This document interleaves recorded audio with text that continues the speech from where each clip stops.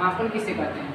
मापने की क्रिया, किसी भी राशि को मापने की क्रिया को ही मापन कहते हैं। जब किसी भी वस्तु को मापते हैं तो मापने की क्रिया को ही मापन कहते हैं। तो मापन किसे कहते हैं? मापने की क्रिया को मापन कहते हैं।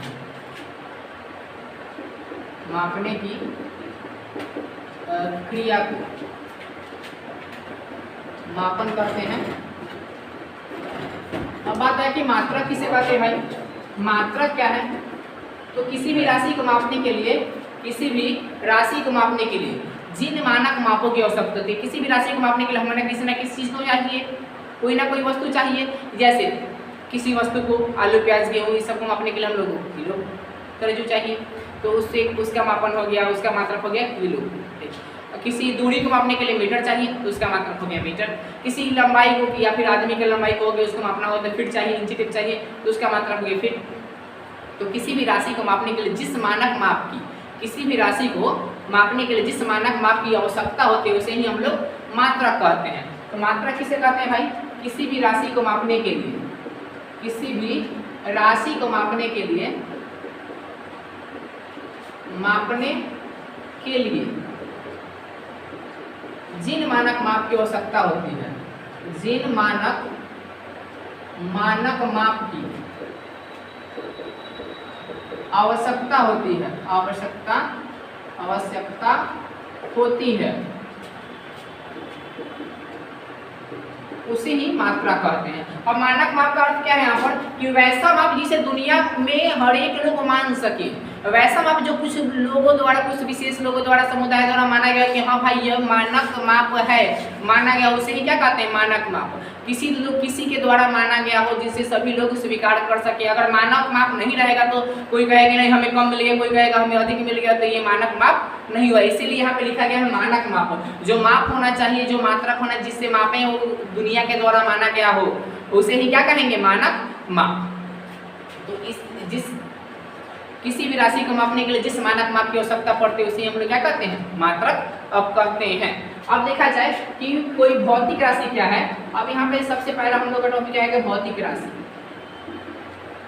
भौतिक राशि, भौतिक राशि किसे कहते हैं भाई? तो भौतिकी के नियम को जिस पद में व्यक्त करते हैं, जिस पद में बताते हैं, जिस भाषा में बताएंगे, कोई भौतिकी का नियम है उसको जिस रूप में बताएंगे तो उसे क्या कहते हैं? भौतिक राशि। भौतिकी के नियम को जिस पद में बताते हैं, भौतिकी के नियमों को जिन पदों में बताते हैं, जिन पदों में व्यक्त करते हैं उसे क्या कहते हैं? भौतिक राशि कहते हैं। तो भौतिकी के नियम को जिन पदों में व्यक्त करते हैं उसे भौतिक राशि कहते हैं। भौतिक के नियम को जिस पद में बता दे, जिस बात के द्वारा बता दे, उसे क्या कहेंगे? भौतिक राशि, उसे ही कहेंगे भौतिक राशि। अब यहाँ पे देखा जाए भौतिक राशि कितने प्रकार की होती हैं। जैसे हम यहाँ पे लिखते हैं भौतिक राशि के रूप में, जैसे हो जाएगा यहाँ पे बल, एग्जाम्पल के रूप में लिखा जाए तो हो जाएगा बल, कार्य, त्वरण, द्रव्यमान, चाल, एक्सेट्रा etc कह सकते हैं। तो ये सभी क्या है? भौतिक राशियाँ। भौतिक राशियाँ मुख्यतः दो प्रकार की होती हैं। भौतिक राशियाँ मुख्यतः दो प्रकार की होती हैं। देखिए भौतिक राशियाँ जो है, भौतिक राशियाँ मुख्यतः दो प्रकार की होती हैं। पहला होगा आपका होगा आधारी राशि, दूसरा व्युत्पन्न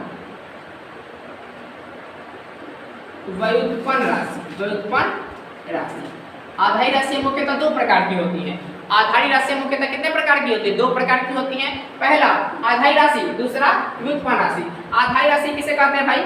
आधारी राशि किसे कहते हैं? तो जो राशियाँ स्वतंत्र होती हैं, आजाद होती है, पूरी तरह से आजाद होते हैं, जो किसी पर निर्भर नहीं करती हैं, उसे कहते हैं आधारी राशि। जो राशियाँ पूरी तरह से स्वतंत्र होती हैं, आजाद होती हैं, जो किसी दूसरे राशि पर निर्भर नहीं करती हैं, उसे आधारी राशि कहते हैं। तो जो राशियाँ स्वतंत्र होती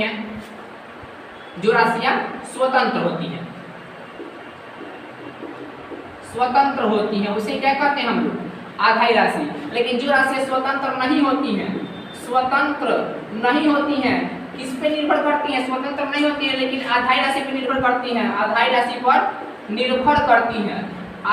पर निर्भर करती हैं, तो उसे कहते हैं हम लोग व्युत्पन्न राशि। जो राशि पूरी तरह स्वतंत्र होती है उसे आधारी राशि कहते हैं, और जो राशि पूरी तरह स्वतंत्र नहीं होती है, आधारी राशि पर बल्कि निर्भर करती हैं, उसे हम लोग कहते हैं व्युत्पन्न राशि। अब आधारी राशि कौन कौन सी होती है? तो आधारी राशि की कुल संख्या 7 होती है। आधारी राशि की कुल संख्या 7 होती है। कौन कौन सी भाई? तो हम लोग देखते हैं, देखेंगे आप लोग कि आधारी राशि कौन कौन सी होती है। तो आज हमने जाना है कि आधारी राशि किसे कहते हैं। तो जो राशियां स्वतंत्र होती हैं, जो राशियां स्वतंत्र होती हैं, जो किसी दूसरे राशि पर निर्भर नहीं करती हैं, उससे आधारी राशि कहते हैं। जो राशि स्वतंत्र होती है, जो किसी दूसरी राशि पर निर्भर नहीं करती है, उसे हम लोग आधारी राशि कहते हैं। आधारी राशि की संख्या 7 होती है। आधारी राशि की कुल संख्या 7 होती है। आधारी राशि की कुल संख्या 7 होती है। देखिए, पहला लंबाई, दूसरा द्रव्यमान, तीसरा समय, ताप, विद्युत धारा, ज्योति तीव्रता, पदार्थ की मात्रा। अब सभी का मात्रक दूसरे साइड लिखा हुआ है। लंबाई का मात्रक मीटर, द्रव्यमान का किलोग्राम, समय का सेकंड, ताप का केल्विन, विद्युत धारा का एम्पियर, ज्योति तीव्रता का कैंडेला, और पदार्थ की मात्रा कैसे मात्रक मोल।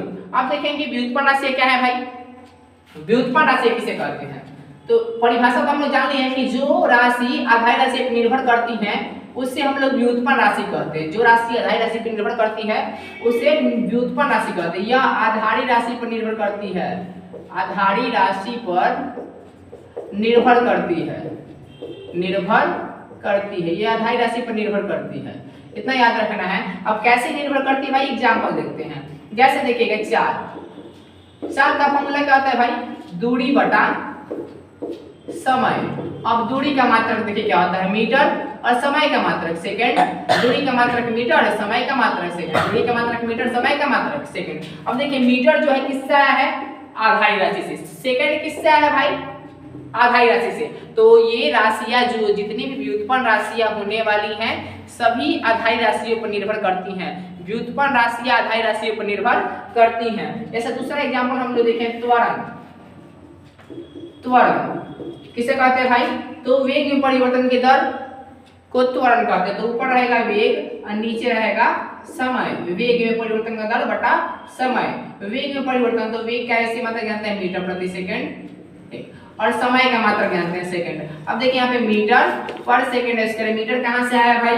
तो देखिए, मीटर आया है आधारी राशि से। मीटर किससे आया है? आधारी राशि से। और सेकंड किससे आया भाई? तो ये भी आधारी राशि से। इस प्रकार ये प्रमाणित होता है कि व्युत्पन्न राशियां आधारी राशि पर निर्भर करती हैं। अब आगे देखेंगे, हम देखेंगे कि मात्रकों की पद्धति क्या है। तो मात्रकों की पद्धति क्या होता है कि जब मान लीजिए कि एक बच्चा है, दूसरा बच्चा, तीसरा बच्चा, चारों के समूह को मिलाकर एक बनता है, क्लास बनेगा, एक गैंग बनेगा। वैसे ही यहाँ पे क्या मिलाना है? मात्रकों को आपस में मिलाना है, उनको मिलाकर एक समूह बनाना है। तो जो मात्रकों का समूह बनेगा उसी समूह को मात्रकों की पद्धति कहते हैं। मतलब कि मात्रकों के समूह को ही मात्रकों की पद्धति कहते हैं। जब एक मात्रक, दूसरा मात्रक, तीसरा मात्रक, चौथा मात्रक को, 3 को मात्रक मिला दिए, 4 को मात्रक मिला दिए, तो वो क्या बनेगा? मात्रकों का समूह। और जैसे ही मात्रकों का समूह बनेगा तो उस समूह को ही मात्रकों की पद्धति कहते हैं। तो मेनली हम लोग का हुआ कि मात्रकों के समूह को ही क्या कहेंगे? मात्रकों की पद्धति। मात्रकों के समूह को, मात्रकों के समूह को, मात्रकों के समूह को मात्रकों की पद्धति कहते हैं। मात्रकों के समूह को मात्रकों की पद्धति कहते हैं। याद रहे, मात्रकों के समूह को ही मात्रकों की पद्धति कहते हैं। अब मात्रकों की पद्धति देखेंगे कि मात्रकों की पद्धति कितने प्रकार की होती है। तो सबसे पहला हम लोग का मिलेगा एफपीएस। एफपीएस क्या है भाई? इसका खोज अंग्रेजों ने किया था। अंग्रेजों को मापने तौलने के लिए कठिनाइयां होती थी, तो इस पद्धति का खोज अंग्रेजों ने किया था। अंग्रेजों ने इस पद्धति का खोज किया था, इसीलिए इसका नाम पड़ा था ब्रिटिश पद्धति। इसीलिए इसका नाम पड़ा था ब्रिटिश पद्धति। ब्रिटिश पद्धति। इसका ब्रिटिश पद्धति क्यों नाम पड़ा भाई? क्योंकि इसका अंग्रेजों ने खोज किया था।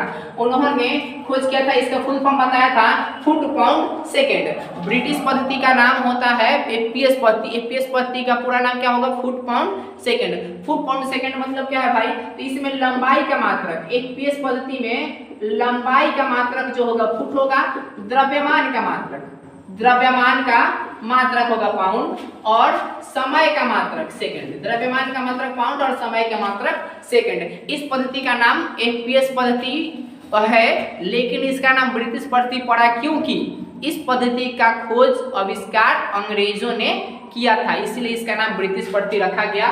ठीक, अब दूसरा पद्धति आता है हम लोग का सीजीएस पद्धति। दूसरा पद्धति जो है सीजीएस पद्धति, इसका पूरा नाम होता है सेंटीमीटर ग्राम सेकंड। इसका दूसरा नाम होता है सेंटीमीटर ग्राम सेकंड। इसका दूसरा नाम सेंटीमीटर ग्राम सेकंड। ठीक, फुल फॉर्म ये हो गया। लेकिन अगर देखेंगे इसका दूसरा नाम है मीटरी पद्धति। मीटरी पद्धति,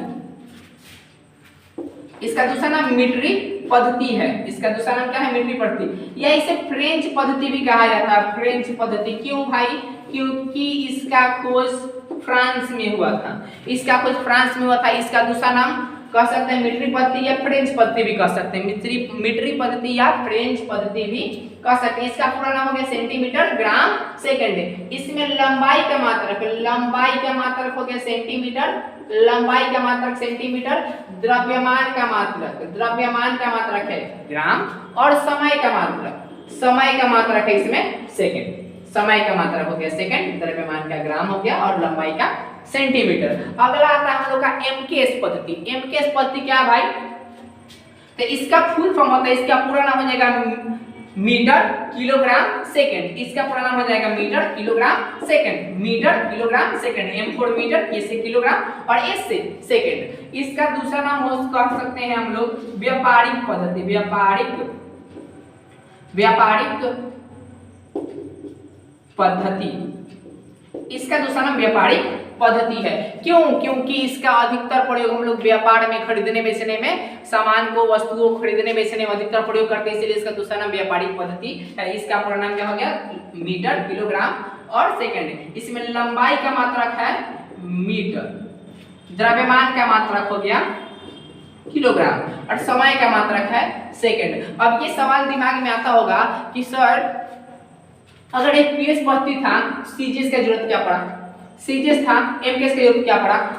तो जो फुट पाउंड सेकंड है, इसमें बहुत छोटी छोटी लंबाइयों को मापा जाता है, बहुत छोटी छोटी दूरियों को मापा जाता है। उससे अधिक दूरी को मापने के लिए जरूरत पड़ा तो हम लोग लेके आए सेंटीमीटर, और सेंटीमीटर से भी अगर छोटा पड़ने लगा हम लोग का इंची टेप, तो उससे बड़ी दूरी को मापने के लिए हम लोग मीटर का प्रयोग करते हैं। अगर सेंटीमीटर से मापना होगा किसी दूरी को, जैसे मान लीजिए किलोमीटर की दूरी को मापना होगा, तो सेंटीमीटर से हमको 100 बार मापना पड़ेगा, तब वो 1 मीटर पूरेगा। ठीक, इसके बजाय हम क्या करें कि 100 बार मापने की जगह पे, सेंटीमीटर की जगह पे हम 1 बार मीटर से माप लें, तो उसके बराबर हो जाएगा। इसमें हम लोग कम समय की बचत होगी और हमें श्रम भी अधिक नहीं लगेगा। इसीलिए सबसे पहले खोज किया गया एमकेएस पद्धति का, उसके बाद सीजीएस पद्धति का, उसके बाद एमकेएस पद्धति की। जैसे जैसे आवश्यकता हुई उसका खोज होते गया। लेकिन एक चौथी पद्धति भी है जिसका नाम है एसआई पद्धति। एसआई पद्धति या एसआई मात्रा कहते हैं इसको। इसको सिस्टम ऑफ इंटरनेशनल भी कहते हैं, या फिर इंटरनेशनल सिस्टम, इसका पूरा नाम होता है। इसका खोज किया गया था लगभग 1960 में तौल माप सम्मेलन में। जो तौल माप सम्मेलन था उसमें इस पद्धति की मान्यता दी गई थी, जिसमें आज हम सभी मात्रकों को ज्ञात करते हैं।